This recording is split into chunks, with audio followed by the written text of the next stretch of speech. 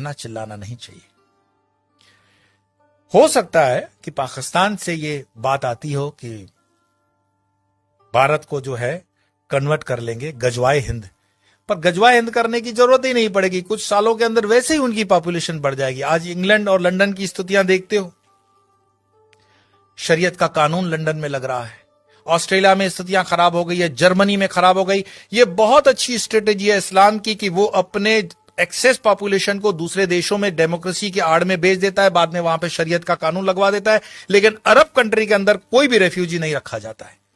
मैं एक रिपोर्ट देख रहा था बीबीसी की, शायद बीबीसी की रिपोर्ट थी, जहां पे सऊदिया का जो वर्टिकल शेयर बन रहा है उसमें कई गांवों के लोगों को मरवा दिया उसने, ऐसा आरोप है उन पर। तो वहां तो मस्जिदें हटाने में भी वो सोचते नहीं है, और यहां पर हिंदू भीख मांग रहा है कि जरा मुझे कृष्ण का मंदिर दे देना, जरा मुझे ये मंदिर दे देना। हमारे साधु संतों ने जो समाज के लिए काम किया, समाज उनके साथ भी नहीं खड़ा है। क्या आपको पता है कि आयुर्वेद के नाम पर भारत देश के अंदर जो फार्मेसी काम कर रही है वो मुस्लिम द्वारा चलाई हुई भी कई फार्मेसी हैं, और उनके 500 प्रोडक्ट्स हैं। रामदेव को सपोर्ट नहीं करने का कारण यह भी है। हमदर्द का एक टॉनिक है सिंकारा, उसको प्रमोट करते हुए कम्युनिस्ट पार्टी के कुछ नेता कहते हैं कि यह शक्तिवर्धक है। उनको पूछो तुम्हें कैसे पता चला यह शक्तिवर्धक है, कोई लेबोरेटरी टेस्ट है?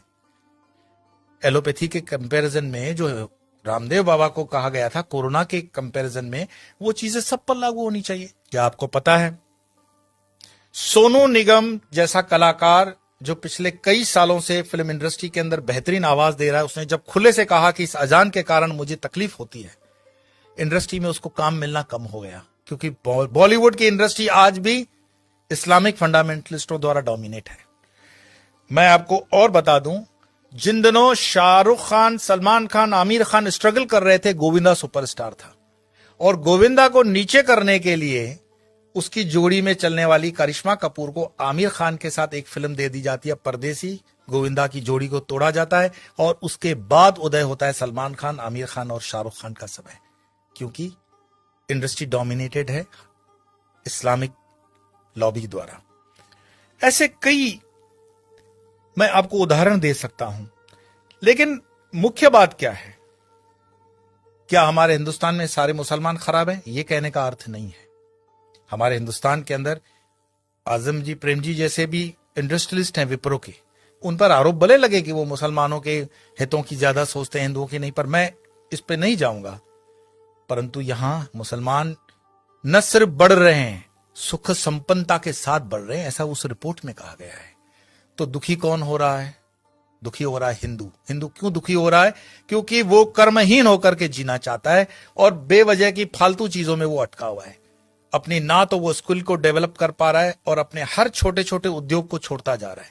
आज जब हम अपने आश्रम का भी काम करवाते हैं तो लेबर ढूंढने में हमें तकलीफ पड़ जाती है। देश के अंदर कोई बेरोजगारी प्राइवेट सेक्टर में नहीं है, लेकिन कोई रबिश होते हैं जर्नलिस्ट जो अपना खीसा गर्म करने के लिए, जनता को गुमराह करने के लिए अलग अलग रिपोर्ट्स देते हैं। देश के अंदर आज भी उतना ही रोजगार है, अगर युवान ठान ले तो बहुत कुछ कर सकता है, लेकिन जो आप जगह खाली करते हो वो दूसरा आता है।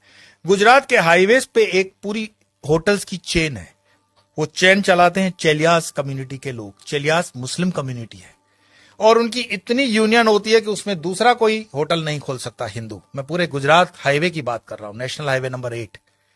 साल में सिर्फ 2-3 दिन ये होटलें बंद होती हैं।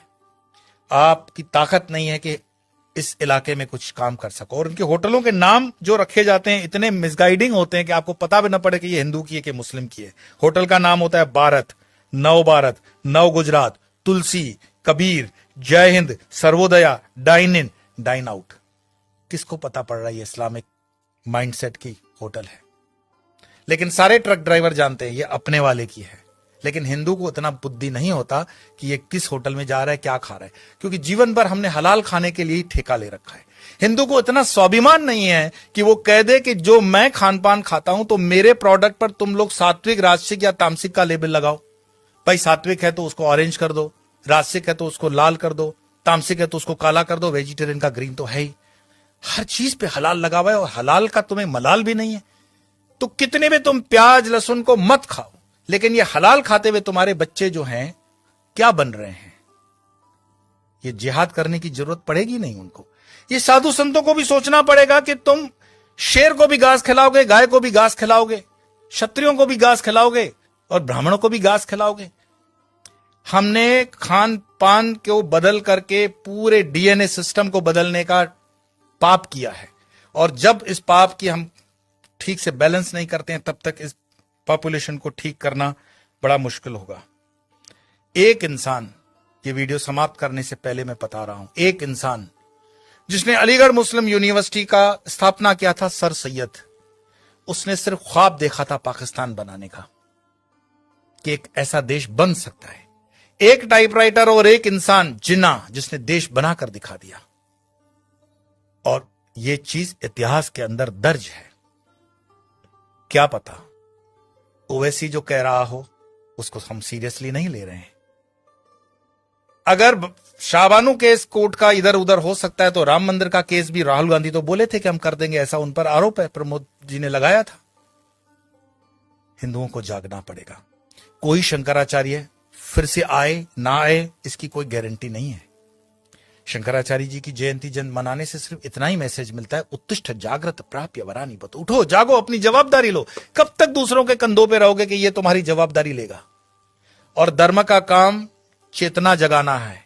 बाकी ये मेरा वीडियो मरे हुए लोगों के लिए तो है नहीं, चैतन्य लोगों के लिए। और चैतन्य जो सुन रहे हैं उनको लगता है कि आगे 2-4 चैतन्य है तो फॉरवर्ड कर देना, और मरे हुए लोगों को वीडियो देखने के लिए मैं कोई आग्रह करता ही नहीं हूं। आपके भीतर आपका सनातन जागे, भारत जागे, हिंदुत्व जागे। इसी प्रार्थना के साथ इतना ही, कल फिर मिलेंगे।